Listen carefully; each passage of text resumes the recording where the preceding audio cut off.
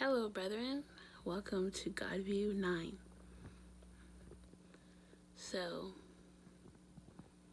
this happened on May 13th, 2021. I decided to spend time with God. And so I went to heaven. And I could get there just by thinking about it. And God was in heaven singing. As usual, when I go to heaven, I usually go to the clouds because I love heavenly clouds. They're extremely beautiful. And I had a sense that God was singing. God was singing and all of heaven was listening. He wasn't singing in English. He was singing in some heavenly language. I didn't really understand what was said. All I know is that it sounded, what's the word? It sounded God.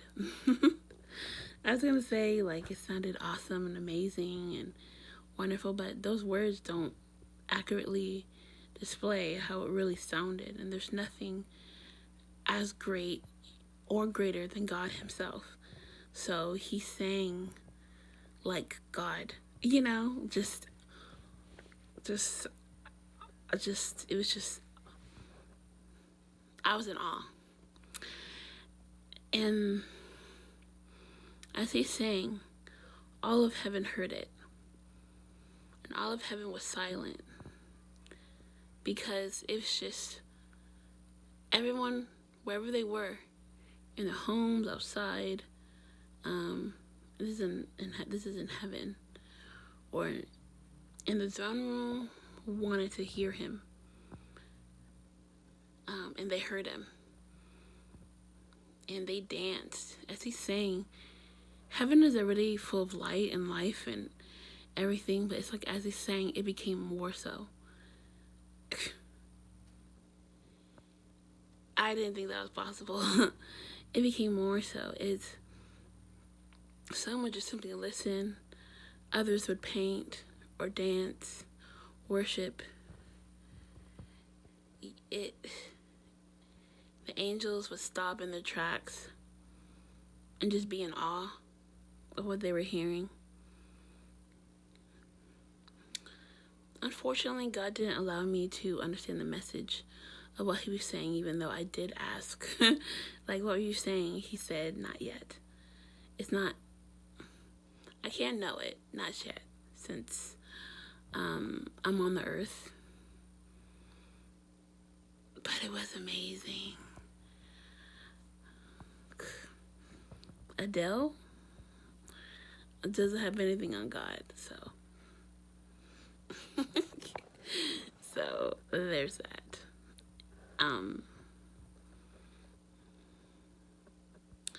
So as he was singing, and I was in the clouds, I sat there and laid there and felt extreme peace. And then I decided to go to the room. So I went to the room, and God was, he displays himself as a huge ball of light, but you can see the silhouette of a man, and wearing a robe. There he was, magnificent, like a statue that doesn't get dirty and it's extremely holy, hasn't been touched, just full of grace and love and kindness. There he is, sitting there, and he was singing still, but he gave me the biggest smile. I could feel it. I mean, I couldn't see it, but I could feel it, and it felt great. It felt wonderful. He is worthy to be praised. I smiled back at him, of course. Soon Jesus appeared next to me. He told me to walk with him. I said I did. I said okay, and I was holding his hand. He took me through a side door, a door that just showed up all of a sudden, and he took me through that door. And it was full of angels, getting ready for battle. And they had a whole bunch, and they were looking at we call those weapons. Yeah. They're looking at weapons, not instruments. They're looking at different kinds of weapons that I haven't seen, and those I've seen, I haven't seen. I'm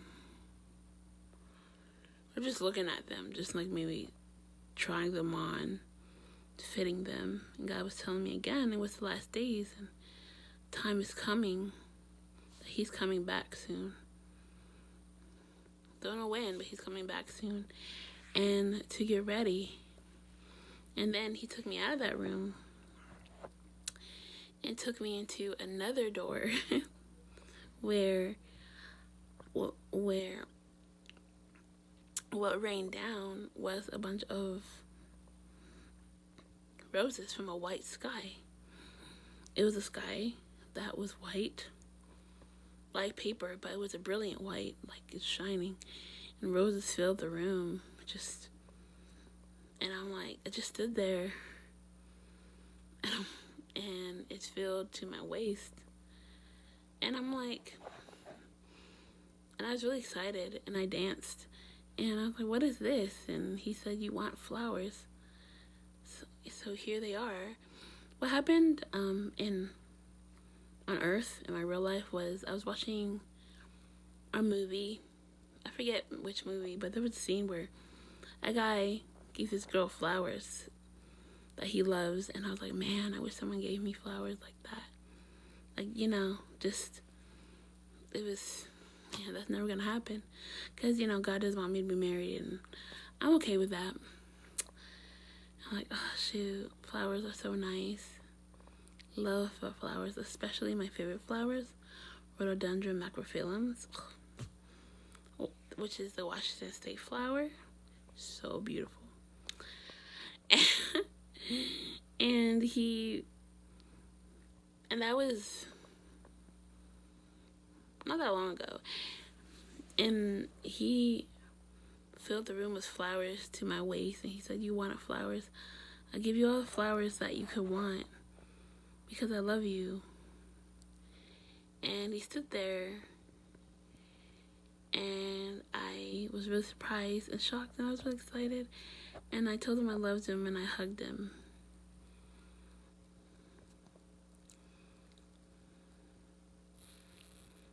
And I hugged Him. It was just really wonderful. And God told me, I'm sorry, it was Jesus. God was still singing at this time.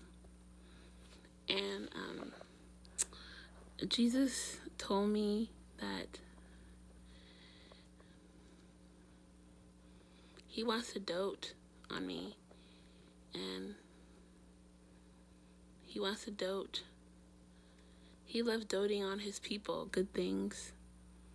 He loves us so much that He constantly wants to dote good things on us all the time. When you love someone so much, you want to give them the world, God, and magnify that feeling by 1,000. That's God upon His children.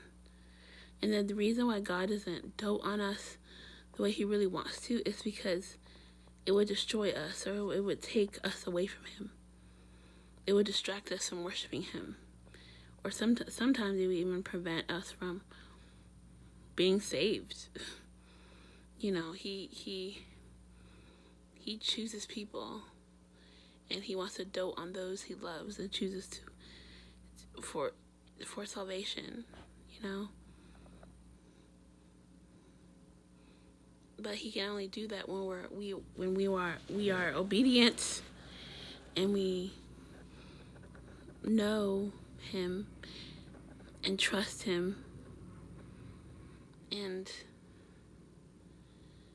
it is just the biggest flex to walk with God, to just have someone so devoted and loyal to you that will just give you things on earth, the greatest thing on earth, which is God's love, and which just made eternity